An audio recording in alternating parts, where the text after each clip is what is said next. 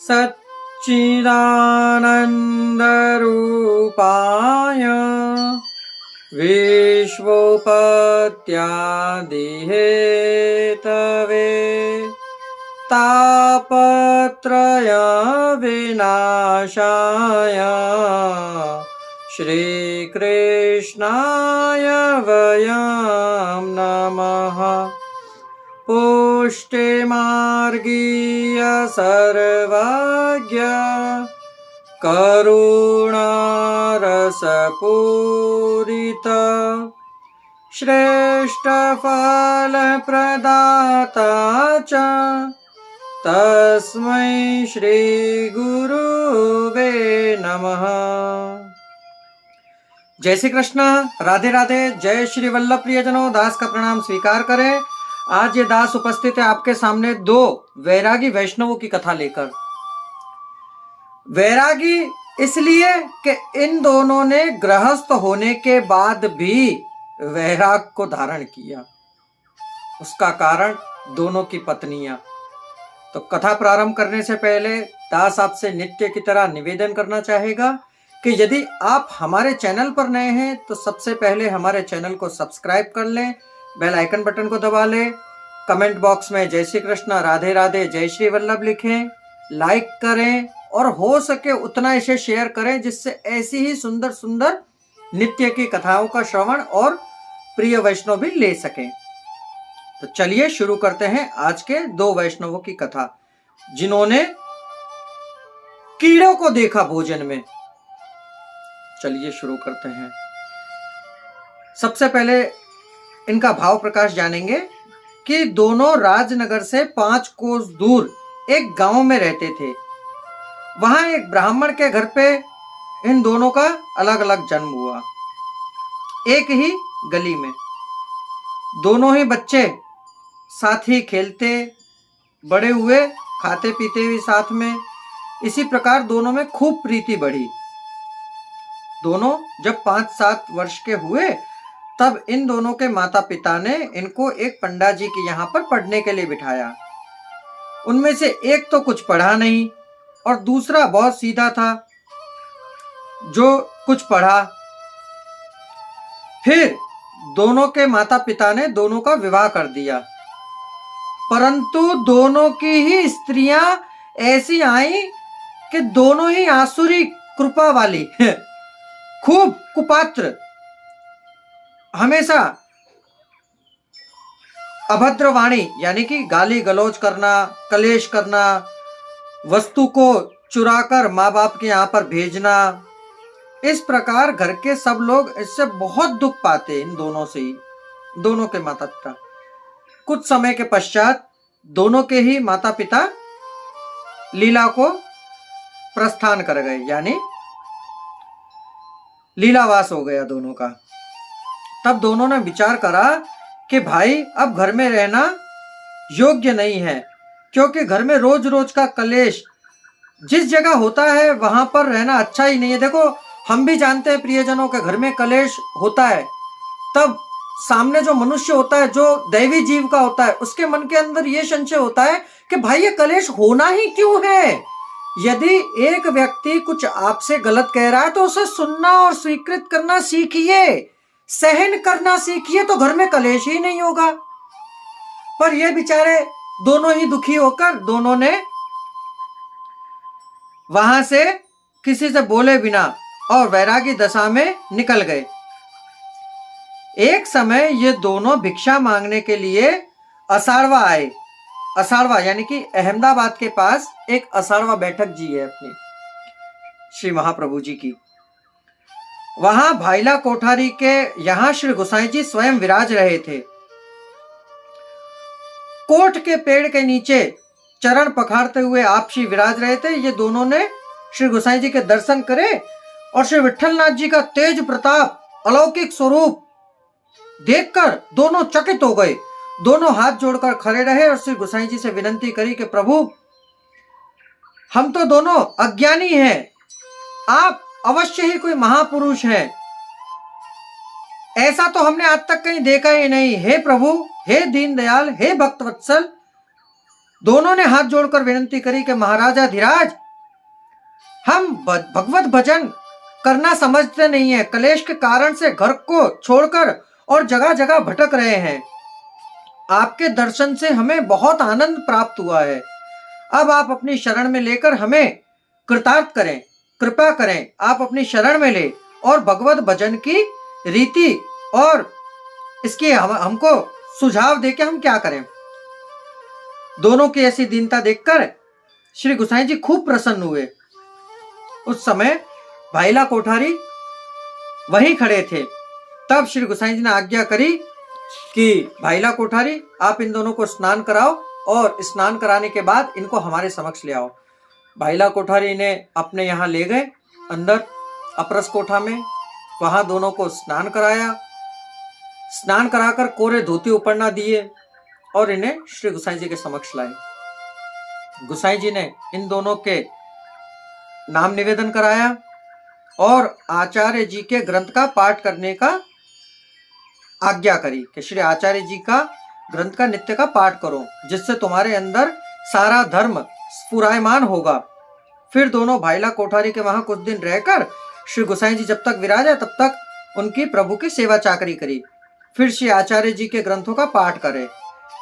दोनों में खूब प्रेम था। रोज श्री गोसाई जी जब पहुंचते तब चरण दबाते, रहस्य वार्ता पूछते।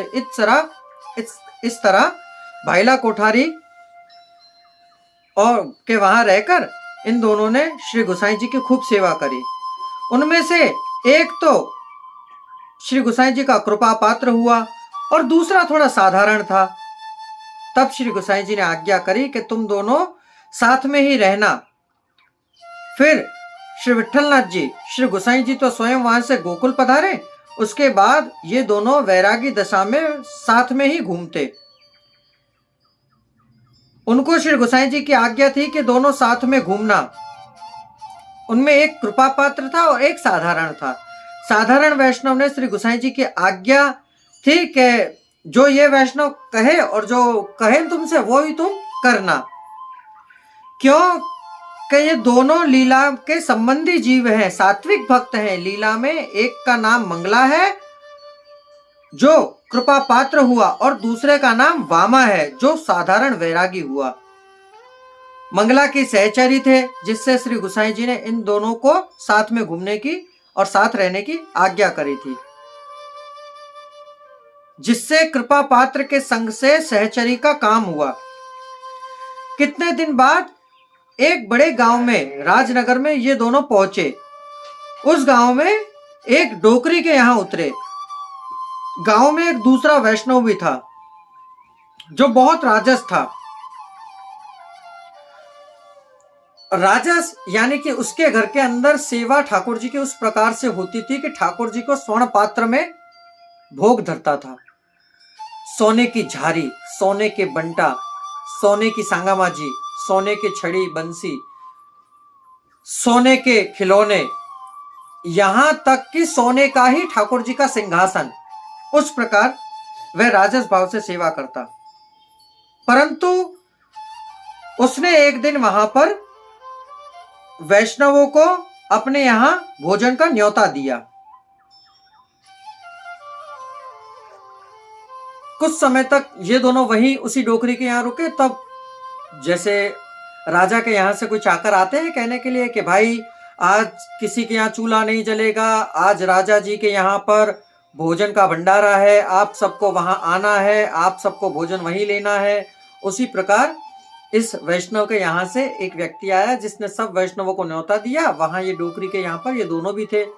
तब डोकरी के साथ इन दोनों को भी न्योता दिया। दोनों ही गए कि देखे तो सही क्या है। उनमें से जब ये दोनों पहुंचे तब राजभोग का दर्शन का समय था उस वैष्णव के यहाँ पर जो राजस भाव से सेवा कर रहा था। अब जो गोसाई जी का कृपा पात्र था, जिसको समझ में थी कि भाई उसने ठाकुर जी का दर्शन किया, तो ठाकुर जी कोपायमान हो रहे थे, लाल हो रहे थे एकदम। परंतु ये तो ठाकुर जी के अनन्य भक्त, अनन्य वैष्णव ही देख सकते हैं। साधारण था, उसे कुछ पता नहीं लगी। दोनों के समक्ष जैसे ही महाप्रसाद परोसा गया ऐसे ही जो साधारण था उसका तो मन ललचा गया मीठे मीठे पकवान, सुंदर सामग्री देखकर। परंतु दूसरा जो दैवी जीव था, जो वैष्णव, उसे ऐसा आभास हुआ कि जानो थाली में उसके सामने महाप्रसाद नहीं, अन्यत्र कीड़े मकोड़े खलबला रहे हैं। वह तो तुरंत खड़ा हुआ और सबकी नजरों से बचता छुपता हुआ वहां से प्रस्थान कर गया, भाग गया। वहां से वो उस डोकरी के घर गया और स्वयं का सारा सामान लेकर चला गया। वह उस गांव में ही नहीं रुका। वह गांव से 3 कोस दूर एक गांव में गया। वहां रसोई करी, श्री ठाकुर जी को दाल बाटी का भोग धरा। फिर उसने रात्रि उसी गांव में विश्राम किया और स्वयं भी ठाकुर जी को भोग धरने के बाद महाप्रसाद ग्रहण किया। फिर सबके साथ वैष्णव ने उनसे पूछा, जो उनके साथ दूसरा मित्र था, कि तुम्हारे साथ वो जो वैष्णव था वह कहां गया? तब उसने कहा कि पता नहीं, किसको पता कहां गया। फिर वह डोकरी के घर गए पूछते हुए। डोकरी ने कहा वो तो अपना स्वयं का सारा सामान लेकर फलाने गांव में चला गया है, वहां महाप्रसाद लिया। महाप्रसाद लेने के साथ वैष्णव डोकरी के घर वह दूसरा जो था वह आया, तो उस वैष्णव, वह जो वैष्णव गया हुआ था, उसने उस डोकरी से कही थी कि मैं वहां 3 कोस दूर अमुक गांव में रह रहा हूं, मेरे साथ जो है, यदि वो कल प्रहर तक दिन चढ़े वहां तक आ गया, मैं तब तक उसकी राह देखूंगा, उससे कहना जल्दी आए, और यदि आने में उसने विलंब कर दिया तो मैं वहां से चला जाऊंगा।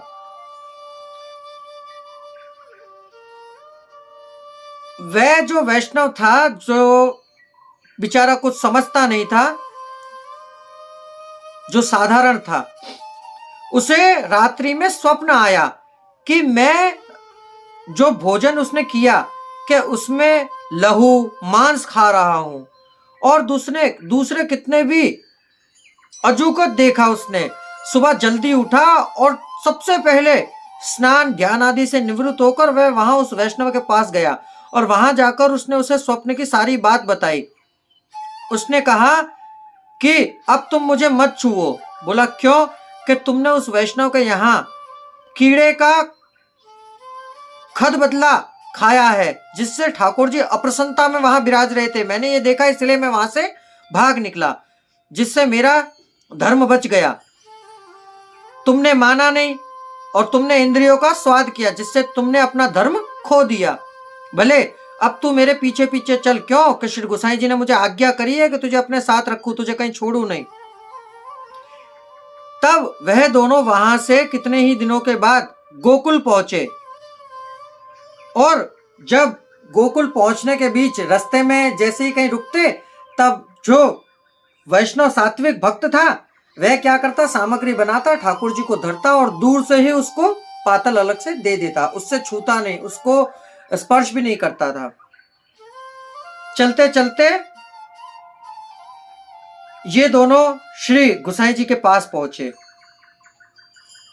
वहां श्री गोसाई जी के दर्शन करके दंडवत करी। फिर द्वादशी वैष्णव ने जो कुछ इसके साथ बनाता श्री गोसाई जी से विनंती करके आग्रह पूर्वक सब बताया कि ऐसा अजूगत क्यों हुआ और हमें ऐसा क्यों दिखा प्रभु। तब श्री गोसाई जी ने आज्ञा करी श्री राधे के जो वैष्णव राजसी भाव में सेवा करता था, उसने अपनी पुत्री का विवाह एक गृहस्थ को दिया। ये गृहस्थ के पास 1000 रुपये थे, जो उसके पास देशांतर जब वो गया तो भगवत इच्छा से वहीं मर गया। लड़की के विवाह हुए थे, विवाह नहीं हुआ था, सगाई हुई थी। इतने में इसने उसका मरण का समाचार सुना, तो इसने दूसरी जगह रुपयों के लालच में एक वृद्ध गृहस्थ में उस लड़की का विवाह दूसरे के साथ कर दिया। फिर भगवत इच्छा से कितने ही दिन बाद वह वृद्ध भी गृहस्थ में मरण को प्राप्त हुआ। उसके पास में बहुत सारा द्रव्य था। जो लड़की आई तो उसने सारा वह जो द्रव्य था वह द्रव्य कुछ हाकिम को दिया और सारा लेकर अपने पास रख लिया। और लड़की का सारा द्रव्य, द्रव्य यानी कि पैसा, जो उसके घर में स्वर्ण आदि सब पात्र थे वह सब रख लिए। और ठाकुर जी को ये उन्हीं पात्र में से आरोग आता, जिससे ठाकुर जी को भी क्रोध चढ़ता। एक तो लड़की के संबंध में लड़की का द्रव्य लेना, जिससे उनका हृदय क्रोधावेश हुआ। दूसरा, लड़की का द्रव्य कभी लेना नहीं चाहिए, जिससे कलेश और संताप होता है। और लहू के शोषाय का और लोही के द्रव्य में उसके द्रव्य ठाकुर जी अंगीकार करते नहीं है। कलेश का द्रव्य लेने से मन अप्रसन्न रहता है, जिससे लहू मांस आदि जैसे शेषाई द्रव्य जिसने पचा लिए, और ये मनुष्य राक्षस के बराबर हो गया, क्योंकि इसने लड़की का द्रव्य लिया था। इस कथा का अभिप्राय यह है कि वैष्णव को हमेशा शुद्ध वस्तु सत्ता ठाकुर जी अंगीकार करते हैं। एक कथा हमने आपको बताई थी कि एक डोकरी ठाकुर जी की किस प्रकार सेवा करती थी कि सूखी रोटी ठाकुर जी उसके पास आरोगने आते थे। ठाकुर जी को कोई इस चीज की लालच नहीं है कि आप उन्हें स्वर्ण पात्र में ठाकुर जी को महाभोग आरोगाएं या ठाकुर जी को स्वर्ण सिंहासन पर विराजमान करें। अरे प्रभु तो प्रेम के वशीभूत हो जाते हैं। आप प्रभु को कुछ भी धरें, प्रेम के आवेश में आकर धरे तो प्रभु उसी से प्रसन्न हो जाते हैं। तो प्रियजनों, इसमें यह बताया गया है कि पुष्टि मार्ग में विरह ताप ही मुख्य है, जिससे सब दोष घड़ी में दूर हो जाते हैं और जीव की शुद्धि होती है। निंदा से अप्रसन्न होना, क्योंकि निंदा से दोष दूर होते हैं। जिस प्रकार आप किसी की निंदा करेंगे तो उससे आप तो उसकी निंदा कर रहे हैं, तो जितनी निंदा आपने उसकी करी उसके तो दोष उतर गए, और वह जो दोष उतरे वह तुरंत आपके ऊपर आ गए। तो प्रियजनों, ये दोनों विरक्त वैष्णव श्री गोसाई जी के इतने कृपा पात्र भगवदीय वैष्णव थे कि इनकी कथा जहां तक बताए वहां तक कम है। तो ये कथा थी तो वैरागी वैष्णव की। कथा सुनकर आपको आनंद की अनुभूति हुई हो तो हमारे चैनल को शेयर अवश्य करिएगा और हमें कमेंट बॉक्स में बताइएगा कि आपको ये कथा कैसी लग रही है। अब दास को आज्ञा दीजिए, कल पुनः मुलाकात होगी। जय श्री कृष्णा, राधे राधे, जय श्री वल्लभ।